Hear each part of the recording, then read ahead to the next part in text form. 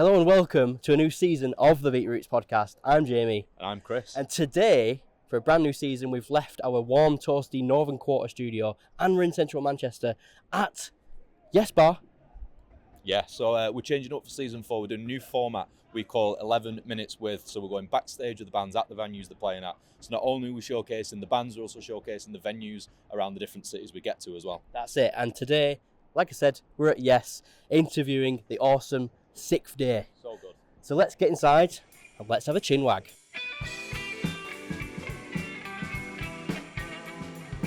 We are backstage at Yes with 6th Day. They're a Manchester indie rock band with a reputation for packed rooms and confident performances. They've moved fast with support slots to headline shows, earning early attention from BBC Introducing and Manchester venues along the way. They've not got long before they jump on stage at Yes Basement. So let's start that clock. This is 11 minutes with 6th Day. So, lads, you're minutes away from going on stage at Yes Basement. What's the feeling in the room right now? Excited, yeah. We've been rehearsing for this like a few months now and played Gorilla at the end of last year. That was quite good. It was a support stop. It was the biggest stage we played so far. So good room. Really good room. Big room. Lots of people came down. So I think we're all just excited. I think that was the first time we actually had a queue outside of the door. Yeah, it was actually people waiting to get in. So yeah, nice. That was pretty cool. Well. Yeah, this is a new. Are they coming tonight? Yeah. Haven't heard anything. What's your groupie's name? Don't know. I just know there's one apparently. Okay. You sold her the t-shirt in your Alex. Did you know? Well, you didn't get it for free? Well, should have been a poster, should have signed it. Got to support local bands, man. That's it. It's an expensive job, isn't it? Okay, cool. So, question for Alex. You guys have been going, how long have you been going for now? About 3 years. About 3 years. When did you think it started going from like a project to like a proper band, would you say?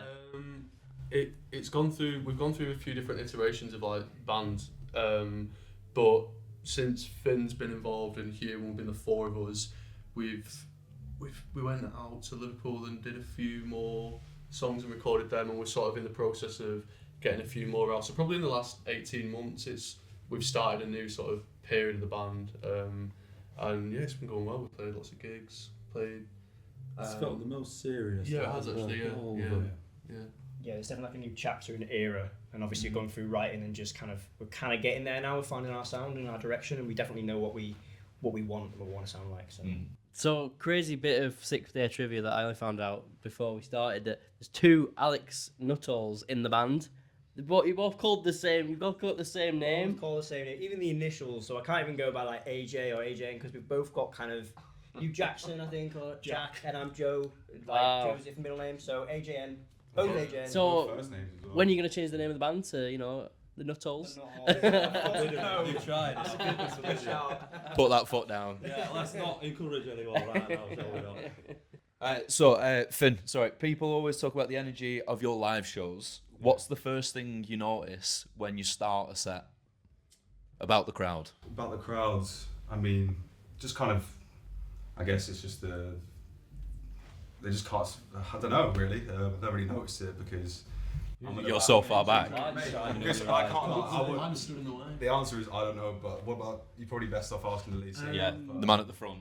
A lot of our mates usually pick out all our mates, but yeah. the thing is if you know someone's there that's come down that's listened to you, and they may have seen your name on a list and something like that. And to be fair, I think Yes is that sort of venue where you'll get people that come down and they'll just take a punt on a new band, which is ideally what you. It's a really good venue for like people just hanging around here like any day of the week, and it's perfect for that. Mm-hmm. Yeah. First thing I noticed, my mum stood there with her phone in her hand, looking at my face. And then In your personal space. Yeah. I think it's good when you can see someone in the crowd and like you just kind of if you just like you kind of like lock on for a moment and you just kind of take in where you are and you can kind of catch eyes with someone and you're just watching, and then you can kind of watch different groups of people that have come down to see you, so it's quite nice, not just the family and friends but also appreciative of all the fans. What's great as well is throughout the set more and more people come down and it fills out, and you can really tell that when you play on stage as well. We played Sheffield, didn't we, last year, and we played it, I think it was like, it could have been like A-level results day, and it was just full of like 18-year-olds back to front that had like just been. I think the headline act was like from their college or something. Absolutely And we buzzing. played to like a room of about 110, 120 people. First tune And was people only we'd like never 15. And then after the second song, yeah, everyone they all was kept pouring flooding in. down. It was brilliant to be Yeah. fair. Yeah. Sounds like a good day out there. Yeah, that's good, dude. That's Sunday as well. So you went from doing quite a lot of support slots to headlining quite quickly. What's something that you learned, making that jump between, supports to headlining? I think it's more responsibility when you're headlining. You're a bit more. I'm a bit more nervous when we're headlining. When we're supporting, I don't feel like it's not really our gig, is it? But when we're headlining, it's a longer set as well, and you've got to keep people's attention for longer. And yeah, more responsibility. Just put more time and effort into it. Really, don't More want time to have fun, mate. Yeah, that's true. There's definitely more kit to look around as well. That's true. Oh yeah, Like drum shares and stuff. I was about 150 quid this morning alone on updating that thing. So it's going to play on the stage. So. Don't be wrong. Yeah.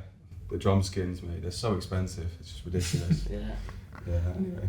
We're in the wrong job. We should be in the drum skin business. The BeatRoots drum skins. Yeah. Heard it here first.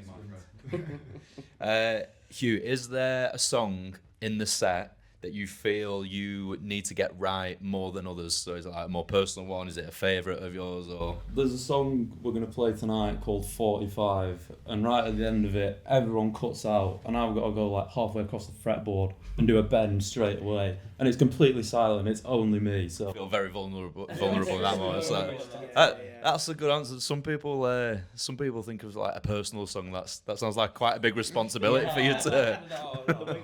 All eyes are on you at that moment. Collectively, what would be your dream venue to play? Albert Hall would be good. Oh, well, would be fantastic. Manchester's or the Royal? Manchester. The proper one. Yeah, the proper one. Anything but Victoria Warehouse. Yeah. I hate that gaff. It's so Right. it's so far away, and it's just a small black box. But Albert Hall would be good. I like Ritz. I don't think there's anything wrong with Ritz. Yeah, I was gonna say Ritz. I think just having the opportunity to play any of the O2 Anywhere, venues would be, yeah. feel like a Yeah. real milestone, going properly legit. So. Gorilla was like quite good for us. That was like quite a big step up. And at the start of last year, we didn't think we'd end up playing that by the end of the year. So who knows what this? You gotta aim high, haven't you? Anything can happen. Deaf Institute as well. Just headline. We played the lodge, which is the room below it, a few times. But to play the main hall would be pretty good as well. Yeah. So, Sweet. What would you say is the funniest gig story that you've had so far? Well, don't drink too much before a gig because things can go very wrong. Yeah. That sounds like something you've learned the hard way. I think Definitely. I think one story that comes to mind is that I think maybe a couple of years back, we did a gig, and our old drummer had we were headlining, so we brought the kit, but it didn't have a hole in it, and I was literally there with a knife and like some gaffer tape, and I was cutting the hole in very carefully, because if you rip that skin, the gig's kind of a bust. But we took the kit, and I had to basically just cut the circle to precision, and luckily we did it, and the gig went ahead. But yeah, that's kind of a tight to the wire. You got a business cutting holes out and stuff There now. we go. I think what they say is you get like a tin can and put it under some heat, and then pop it in. Seen But videos of that. that wasn't accessible at the time. All there was a knife and some gaffer tape. So there you go. Work with what you got. A risky business. Risky business. Yeah. We've got a new segment for this new season. It's just quick fire questions. So I'm just gonna go through one at a time, and I'll ask you one or the other. So this or that format. Yeah. Okay. Start with the other side. Tea or coffee? Coffee. Late nights or early mornings? Early mornings. Texting or calling? Colin. Sweet or salty? Salty, easy. Summer gigs or winter gigs? Summer. Okay. Beatles or Stones? Beatles. Okay. Taylor Swift or Harry Styles? Probably Taylor Swift. Okay. Good choice, mate. Vinyl or streaming? Vinyl, yeah. Yeah. Well, that was pretty quick. Yeah. Pretty quick. You're not a fan of streaming. Well, Spotify specifically, yeah. That's fair enough. Yeah. Because I was listening to like some music I got recommended the other day, and I found out like by just looking at all the singles they released that it was just a bit bait. I was like, why do they look kind of different in each single? And then I searched him up, and it's like Nick Hustles with the name. And it turns out that AI, I didn't even know. Really? Until That's like, mental. Hearing more and more about that at the minute. Like, Yeah. it's all scattered everywhere. And I was like, Yeah. mate, like, you should like tell me it's AI on the profile or something. Yeah, Like, yeah. It has its like bookings and like, a bit of a disclaimer on the tin. Yeah, they should have that, but like We got an episode tomorrow with ChatGPT. No.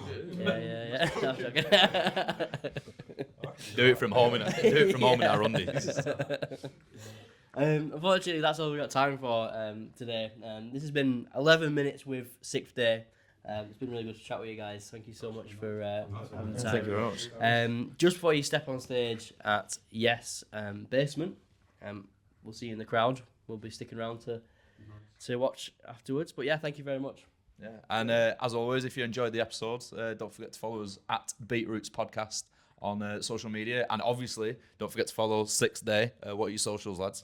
Sick Day Band on everything, pretty much. Yeah. Easy to remember. Yeah.